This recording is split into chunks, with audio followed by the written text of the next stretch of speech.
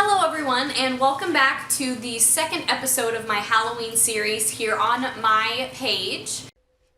But before we get into anything too spooky, I wanted to include Olive's week 2 Halloween costume of the week. It's her mommy's little monster outfit and it has little horns on the hood. I've also included a picture of Barry in the same outfit because he's actually the monster around here. Basically, last week I talked about some ghost stories that I had gotten from my Facebook friends, things that they had experienced, paranormal, kind of creepy, scary stories from them. But today I wanted to mix it up a little bit and talk about one specific location here in the Springfield area. So that is the Pythian Castle. And if you haven't heard of the Pythian Castle, it's basically a giant home here in the Springfield area that looks just like a castle. And it was built in 1913, so it definitely has a lot of history, as you can imagine.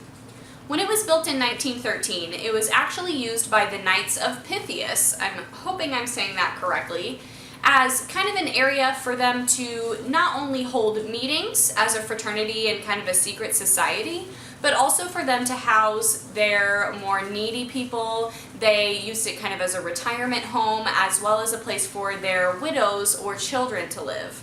I've also heard from the internet, which is not always accurate, that at different points in its lifespan it has been a tuberculosis ward, a orphanage, and a nursing home for older people that were part of this Knights of Pythias. But I think it's kind of just been all of those things all at once from what I've heard and stories that I've heard. I don't think it was 3 separate times that it was 3 separate things. I think that they were all kind of living there together in this huge building and was kind of used as whatever it needed to be used for depending on who needed to be living there. I also wanted to mention that the Knights of Pythias had over 2,000 locations, and they called several of them Pythian Castles, so that's where it got its name.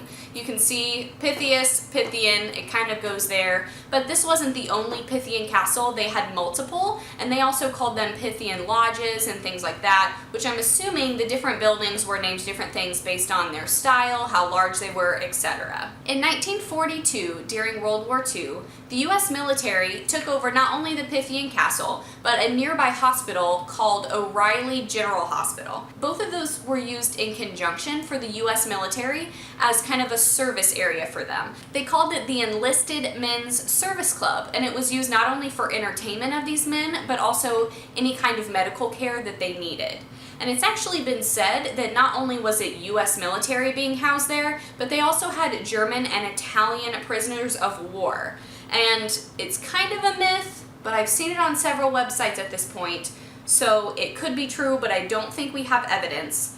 They are thinking, because there are cells in the basement of this Pythian Castle, that both the German and Italian prisoners of war were held in those cells, as well as being used as laborers in this camp and being treated for any kind of medical issues that they had there as well at the nearby hospital.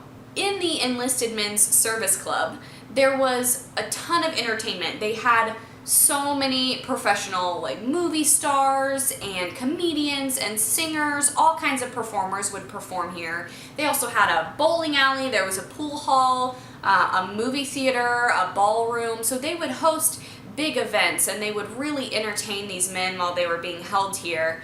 So this was used for a long time as this service center, and I don't think that it was housing men much after World War II, but the U.S. military did retain ownership of the Pythian Castle until 1993, and they just kept it as kind of a reserve center so they could use it whenever they needed it, but they didn't feel like in 1993 they needed it anymore. There had been talks before that about maybe colleges taking over it and using it for their facilities. It was going to be given to them, but no one ever ended up doing anything with that, and in 1993 it was auctioned off.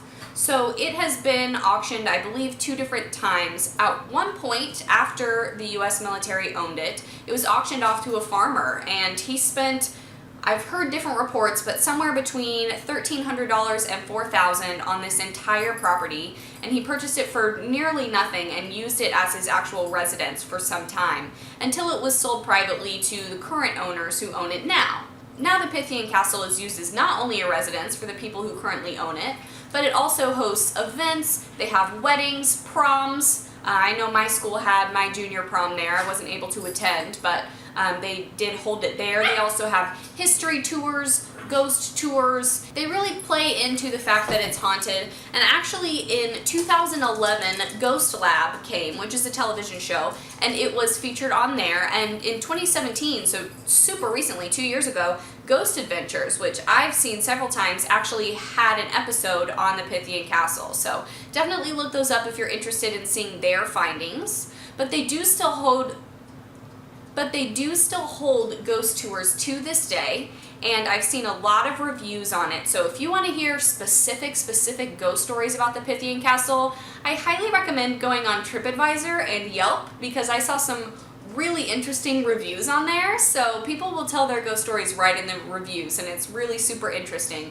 But from what I've heard, not only are people taking photos and seeing orbs, but they've also had apparitions of what they think are children as well as adults. Obviously, being both a nursing home and an orphanage at the same time, young children and also, older adults were probably dying there, as well as military soldiers that were being cared for in the medical facilities. It is rumored that over 100 people have died in the Pythian Castle alone. We're not talking about the adjacent O'Reilly General Hospital, just the Pythian Castle itself. Over 100 people have died. Those causes of death vary between tuberculosis and suicide and medical issues and old age. Tons of people have died here over the years, and they have 80 death certificates rumored to still be owned by the current owners of the Pythian and located somewhere in the castle.